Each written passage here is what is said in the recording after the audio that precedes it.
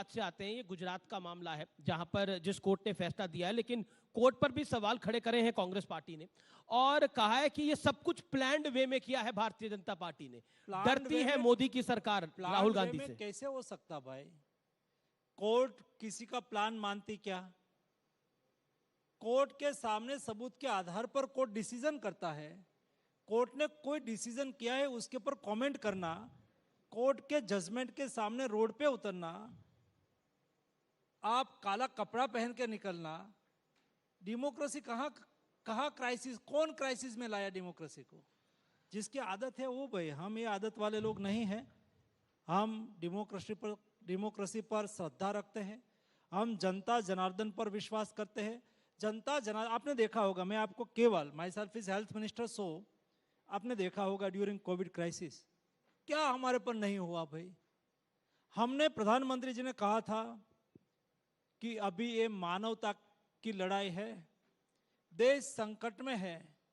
विपक्ष की ओर से कितना भी पहले कहा गया कि मोदी वैक्सीन है, नहीं लगाना, फिर सब लोग वैक्सीन लगाने लगे। मोदी जी ने कहा कि भाई देश की हेल्थ आर्मी, जिन्होंने देश के नागरिकों को बचाने के लिए रात दिन एक किया है, ऐसे डॉक्टर्स हो, नर्सिस हो, पैरामेडिक स्टाफ हो, उसको पहले लगाओ। बाद में कहा कि कोमोर्बिड है उसको लगाओ। बाद में कहा कि 70 अबव है उसको लगा, 60 अबव है उसको लगाओ। तो इस मुताबिक हम चले और उसमें जब प्रधानमंत्री जी की बारी आई तब मोदी जी ने लगाया तो पहला कहते थे कि ये वैक्सीन अच्छा नहीं है, ये मोदी वैक्सीन है। बार और कहते थे कि अच्छा होता तो मोदी क्यों नहीं लगा लेता। जब मोदी जी की बारी आई और मोदी जी ने अपने क्रम में आया तब लगाया तो फिर चालू किया कि अभी देश के 50% लोग वैक्सीन लगाना बाकी और मोदी ने क्यों लगा दिया। उसका तो कोई जवाब नहीं हो सकता। एक सवाल, क्योंकि वैक्सीन की बात हो रही है और वैक्सीन को लेकर बड़ी सारी राजनीति हुई, लेकिन आज इस मंच से मैं आपसे पूछना चाहता हूं ये वैक्सीन की कहानी क्या है। क्योंकि मुझे याद है, आप सबको भी याद होगा, और जो स्क्रीन के उस पार देख रहे हैं, सेकंड वेव आपको याद होगी, और सेकंड वेव में कई लोगों की जान जा रही थी। सरकार पे बहुत दबाव था, सरकार पे बहुत दबाव था, और नरेंद्र मोदी देश के प्रधानमंत्री पर इससे बड़ा दबाव कुछ नहीं हो सकता कि उनके नागरिकों की जान जा रही है, समस्या विकट है। और बाहर की वैक्सीन कंपनियां किस तरह से दबाव बना रही थी और किस तरह से उनके लिए लॉबिंग हो रही थी। अगर आज उस कहानी के बारे में आप कुछ कहना चाहें, ये मंच है आपके पास। ये मंच से जितना कह पाऊंगा इतना कहूंगा, कई चीज नहीं कह पाऊंगा, लेकिन देश समझ जाएगा, देश बहुत समझदार है। हमारा प्राउड का विषय यह है कि देश कोविड के सामने जूझ रहा था। साइंटिस्ट कम्युनिटी ने डिक्लेयर कर दिया था कि वैक्सीन ही कोविड का सामना करने का बेस्ट सॉल्यूशन है।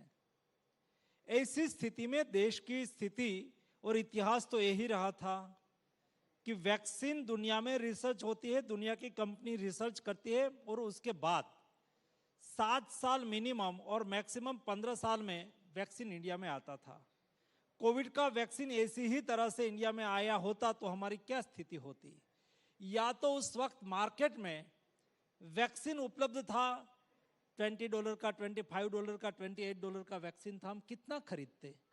और उस वक्त मोदी जी ने देश के साइंटिस्ट पर भरोसा किया और साइंटिस्ट कम्युनिटी के साथ मीटिंग की, और उस वक्त मोदी जी ने कहा था कि दोस्तों क्या हम वैक्सीन नहीं बना सकते?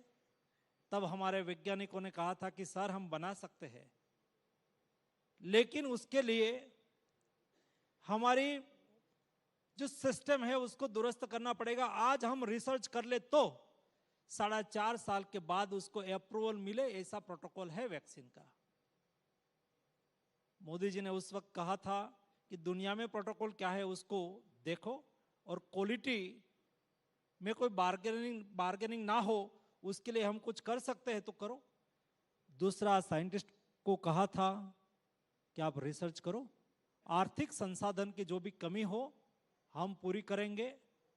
तीसरा कहा था निष्फलता की चिंता मत करो, निष्फलता मेरी, सफलता मेरे देश के साइंटिस्ट की, आप आगे बढ़ो। बहुत बड़ी बात है। और